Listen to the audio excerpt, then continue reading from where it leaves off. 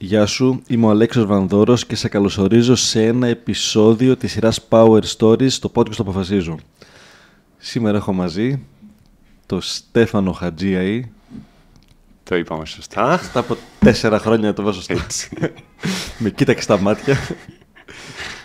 Ο Στέφανος έχει μόλις ολοκληρώσει τους βασικούς μας κύκλους και θα είναι και στη συνέχεια εδώ. Στα πειραματόζωδη των προχωρημένων μας.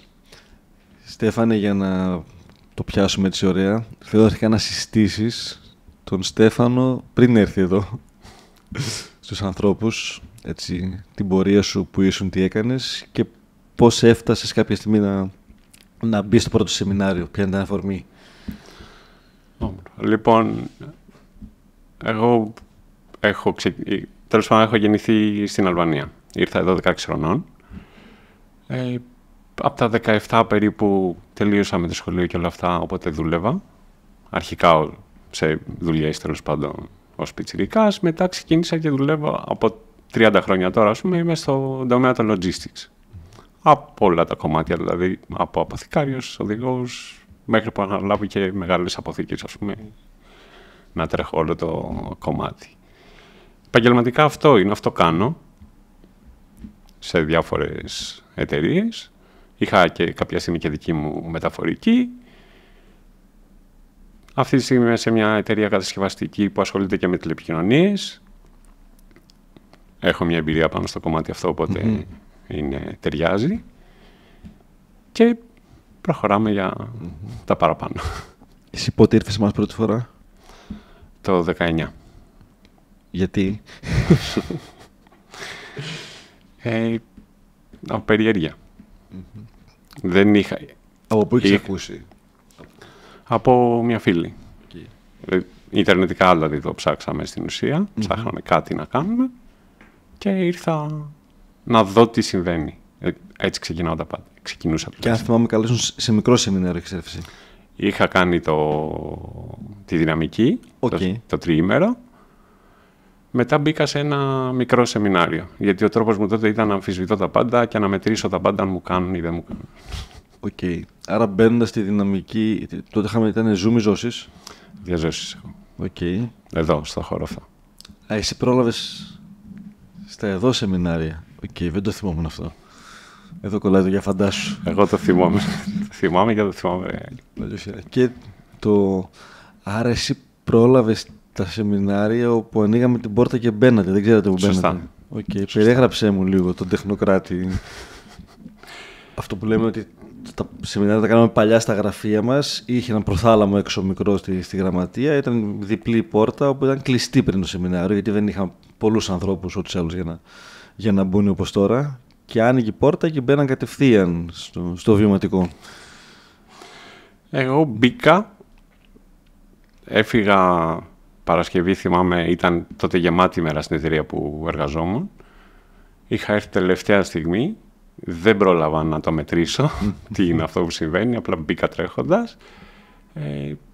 Το είδα όλο αυτό, ήταν εντελώς άβολο για μένα. Έκατσα, λέω, εντάξει, θα δω πώς θα πάει, τέλος πάντων, τι κάνουν εδώ πέρα. Όντως ήταν περιέργεια καθαρά, δηλαδή, να δω τι κάνουν, τι λένε. Και στην ουσία με κράτησε είχε γίνει μια ερώτηση από έναν μπροστινό μου, ακριβώς κάθονταν μπροστά μου, και είχε κάνει την ερώτηση που ήθελα να κάνω εγώ. Δεν θα την έκανα, αλλά την είχα μέσα μου. Εγώ είχα θέμα τότε με το έχω δίκιο. Okay. Και τι ρώτησε ο μπροστινός? Ήσουν εσύ πάνω. Ναι. Ο μπροστινός κάποια στιγμή απάντησε σε μια ερώτηση και γυρνάει και σου λέει «Μα έχω δίκιο». Και πετάγεται ο Αντώνης ο Καλογύρου που μέχρι εκείνη την ώρα δεν τον είχα δει. Πετάγεται από την καρέκλα του, έρχεται μπροστά μου πάνω του και του κάνει την ερώτηση που τότε εγώ την άκουσα για πρώτη φορά. «Θέλεις να έχεις δίκιο ή να είσαι ευτυχισμένος?» Και εκεί έμεινα. Αυτό δηλαδή ήταν που με έκανε να μείνω. Okay. Δηλαδή ήταν αυτή η φράση και το βιωματικό το βράδυ. Νομίζω ότι ήμουν ζαλισμένος όλο το τριήμερο. Okay. Στο βιωματικό τι συνέβη σε σένα? Δεν το πίστευα. Θυμάμαι πάρα πολύ καλά φωτογραφικά όλο το... Σου είχα κάνει και την ερώτηση μέσα στη φασαρία που γινόταν πώς θα γίνει εγώ να μην κλέψω από όλο αυτό. Να μην το κάνω, δηλαδή, δεν θέλω να δώσω και spoiler, να μην κλέψω, τέλος πάντων. Και μου λες, δεν θα κλέψεις. Κάντο απλά. Okay. Πολύ δυνατό. Δεν το είχα μέχρι εκείνη τη στιγμή. Δεν ήξερα καν τι είναι, ότι θα κάνουμε και βηματικό και ότι ήταν πολύ έντονο.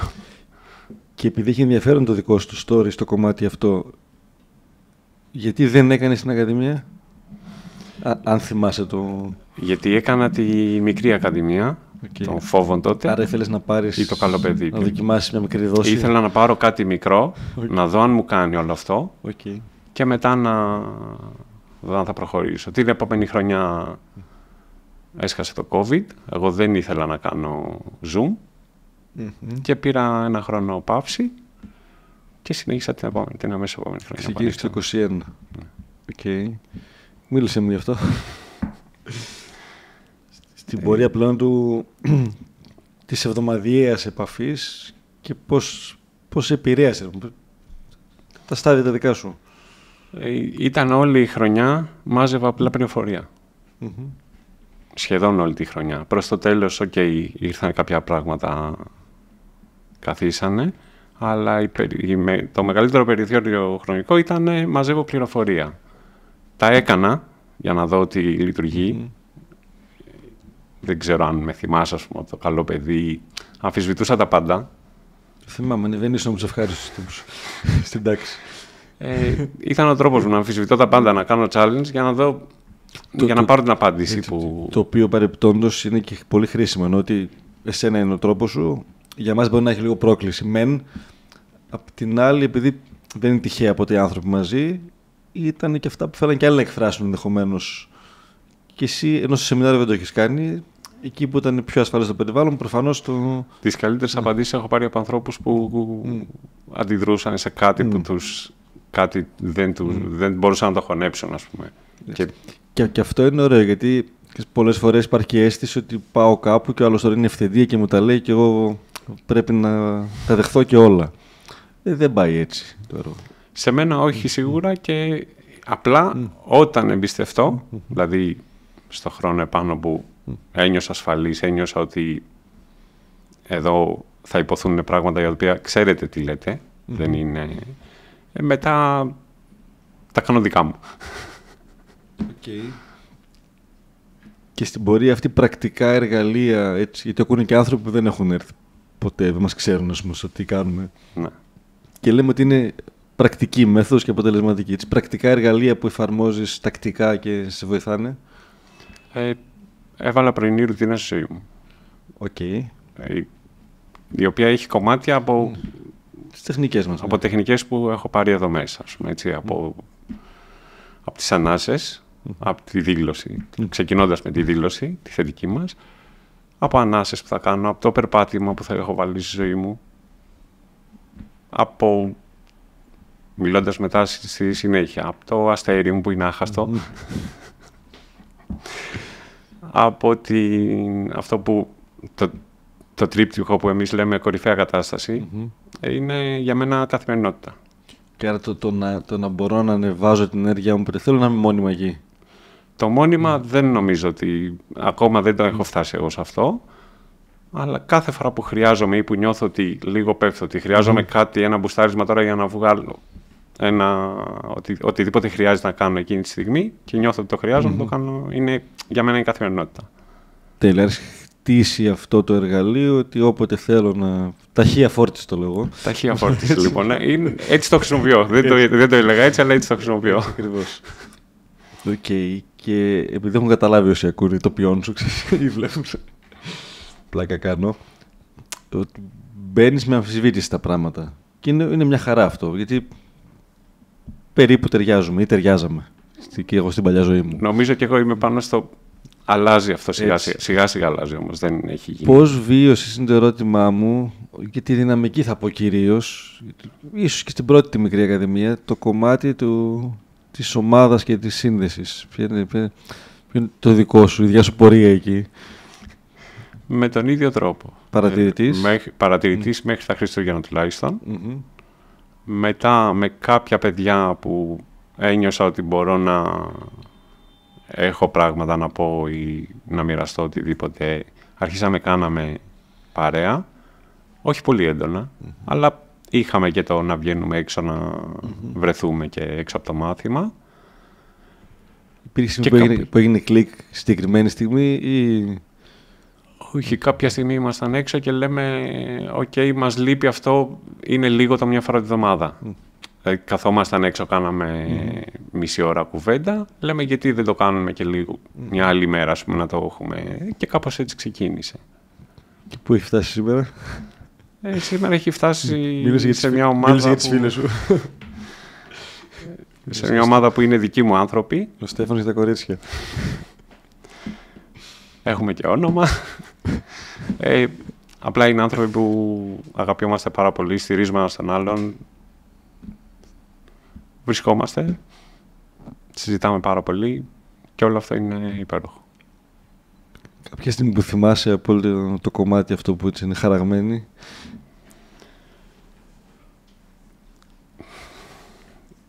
Σε μια πολύ περσινή άσκηση, όπου εγώ δεν μπορούσα να μπω στο συναίσθημα για κανένα λόγο, είχα μιλήσει με την αγάπη και μου το έφερε τούμπα.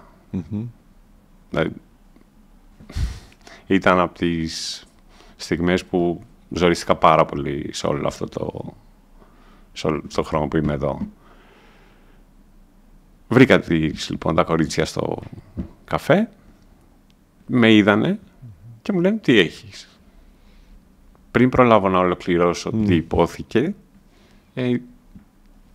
πεταχτήκαν όλες και ήμασταν μια αγκαλιά για κάνα 5 λεπτό, αλλά πεταχτήκαν, δεν κατάλαβα πότε βρέθηκαν πάνω μου όλες. Ναι. Και άλλες πάρα πολλές στιγμές. Άντε πες και μια ακόμα.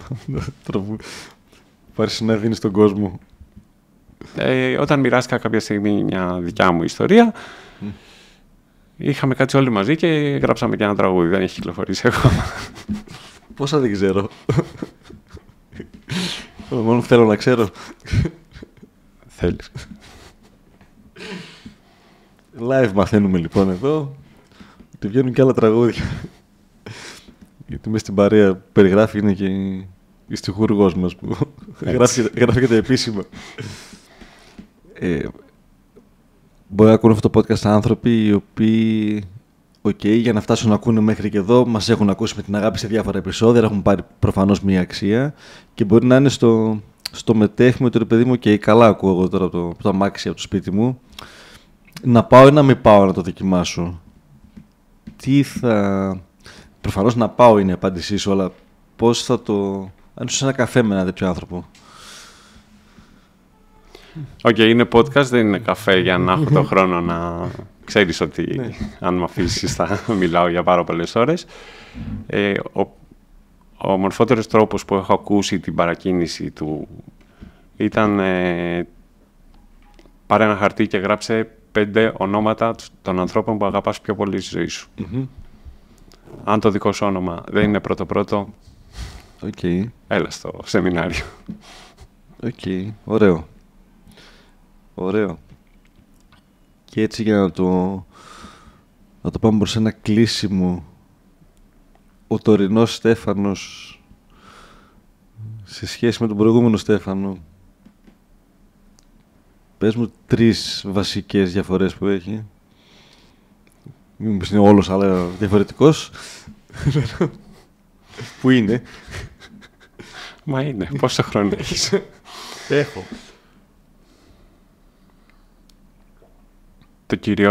Το κυριότερο. Είναι όλα βασικά και όλα παίζουν ρόλο στο ποιος είμαι σήμερα. Δεν έχω θυμό. Ή όταν έχω, το προλαβαίνω, ξέρω τους τρόπους, ξέρω μάλλον τους λόγους γιατί έχω θυμώσει την όποια στιγμή. Μπαίνουν εκεί τα εργαλεία, καθρέφτες και 1 εκατομμύριο άλλα. Πώς ήσουν πριν, δηλαδή? Μονίμως θυμωμένος και αδικημένος. Αυτό το εσωτερικό και το έβγαζες και έξω, δηλαδή. Ναι, μάλλον μονίμως. Είχα μια ένταση μονίμως. Ήμουν πολύ καλός στη δουλειά μου, αλλά είχα μια ένταση. Οκ. Άρα γινόταν αυτό που ήταν να γίνει, αλλά με πολύ σιτζίτα. Εγώ απλά ήμουν σιτζίτα μονίμως. Προχθές με ρώτησε απόφοιτη που κάναμε μια μετακόμιση, τέλος πάντων, πώς μπορείς και είσαι τόσο ήρεμος. Ναι, γιατί και το σπορ δεν είναι εύκολο που είναι υποποίηση μόνιμο. Ήταν προχθεσινή η ερώτηση αυτή. Συμβαίνουν πράγματα και είμαι στο δεύτερη, ας πούμε, αφού είσαι ο Αλέξιος και θέλεις 1, 2, 3. Φάμε γιατί έγινε. Δεύτερο. Δοκιμάζω όλους τους τρόπους για να είμαι στο εδώ και τώρα. Ό,τι κι αν είναι αυτό. Είτε είναι κάτι αρνητικό που συμβαίνει, είτε είναι κάτι πάρα πολύ καλό. Είμαι στο τώρα. Πολύ περισσότερο από ό,τι ήμουν. Έτσι. Αυτό μπορεί να είναι και ελάχιστα λεπτά μέσα στην ημέρα. Αλλά... Σε σχέση με το 0. Ναι, σε σχέση με το 0 είναι πάντα πολύ και η διαδικασία που είμαι εγώ στο να θέλω κάθε φορά να είμαι στο τι συμβαίνει αυτή τη στιγμή είναι ότι καλύτερο. Τώρα, αν το καταφέρνω λίγο ή πολύ, θα γίνω καλύτερος. Γιατί είμαι σε αυτό, το εξασχολώ μονίμως, οπότε θα γίνω καλύτερος. Τρίτο κομμάτι, δεν έχω μαλλιά πια. Τι γλυκό.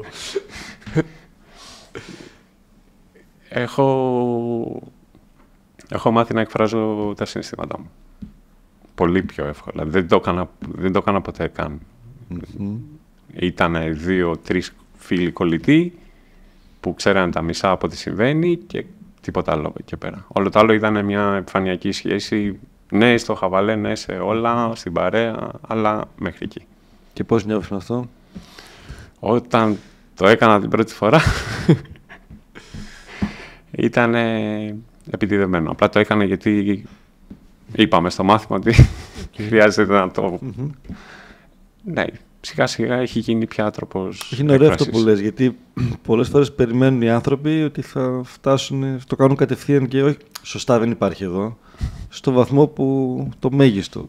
Όχι, και το επιτηδευμένο ότι το κάνω και το κάνω για να το κάνω, είναι το πρώτο χτύπημα στο βράχο, ρε παιδί.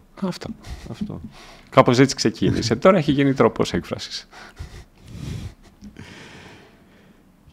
Και αν ήφερες ένα τελευταίο να μοιραστείς με οποιονδήποτε ακούει και είναι σε μια φάση της ζωής του που κάτι της λειτουργεί ενδεχομένως ή όχι απαραίτητα, γιατί και εσύ από ό,τι κατάλαβα δεν ήρθες γιατί είχες κάνα θέμα συγκεκριμένο, ήρθες γιατί... Εγώ τα δικά μου... Για να κάνω παρέα στη φίλη μου. Εγώ τα δικά μου θέματα τα συγκεκριμένα... Τα λυμμένα. Δεν τα είχα λυμμένα, τα είχα θαμμένα. Για πολλά χρόνια. Τα δούλεψα με όποιο τρόπο τα δούλεψα εγώ για να τα θάψω βασικά, όχι να τα δουλέψω, για να μην με ενοχλούν εμφανειακά και έμεινε εκεί. Άρα ήσουν στη φάση που... Κάτι με ενοχλούσε, αλλά δεν ήξερα τι είναι και δεν ήξερα αν θα το βρω εδώ. Άρα ήσουν σε αναζήτηση να βρεις. Τα έχω φτιαγμένο που πιστεύουν πολύ, εγώ εντάξει είμαι. Το ψηλό είχες αυτό στην επιφάνεια. Και καλούτσικα είμαι. Δεν ήμουν ασυνείδητος. Δεν ξέρω αν δεν ήρθα γιατί πίστευα ότι θα λύσω. Δηλαδή δεν ήξερα την πορεία πώς θα με πάει. Και δεν ήξερα ότι θα λύσω αυτά τα θέματα που τρέχανε και δεν θεωρούσα ότι υπάρχει λύση ουσιαστικά. Γι' αυτό και τα είχα θάψει. Άρα θα την κάνω αλλιώς την ερώτηση τώρα. Μου ήρθε. Αν λοιπόν εσύ πήγαινες 5 χρόνια πριν στον τότε Στέφανο και ήσουν ο κολλητός του. Αυτός που είσαι τώρα όμως, τι θα του έλεγες για να έρθει? Τι θα του έλεγα για να έρθει?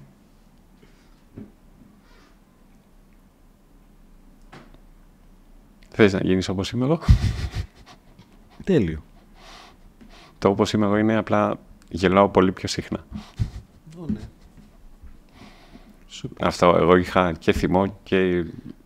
Φρένο στη χαρά. Φρένο στη χαρά, ναι. Το είπες υπέροχα. Σε ευχαριστούμε πάρα πολύ, Στέφανε. Και εγώ σε ευχαριστώ. Να σε καλά. Η επιτυχία έρχεται όταν η προετοιμασία δημιουργεί την ευκαιρία. Η ευτυχία έρχεται όταν αναγνωρίζεις και υπηρετείς τα θέλω της καρδιάς σου. Η επιτυχία και η ευτυχία δεν είναι απλά αποτέλεσμα ικανοτήτων ή τύχης. Είναι αποτέλεσμα γνώσης Και δράσης. Για να κερδίσεις τη ζωή χρειάζεται Να αναγνωρίσεις τις δυνάμεις σου, να αναπτύξεις νέες δεξιότητες, να πειθαρχήσεις τα όνειρά σου, να ξεπεράσεις τις αναστολές σου, να κυριαρχήσεις τους φόβους σου, να αποδεχτείς την ομορφιά που κρύβεις μέσα σου. να ανακαλύψεις ότι η γνώση είναι δύναμη. Η ζωή δεν χαρίζεται, κατακτιέται. Είμαι η Αγάπη Καλογύρου. Είμαι ο Αλέξιος Βανδόρος, Είμαστε το Αποφασίζω. και αυτό είναι το podcast «Η δύναμη της γνώσης».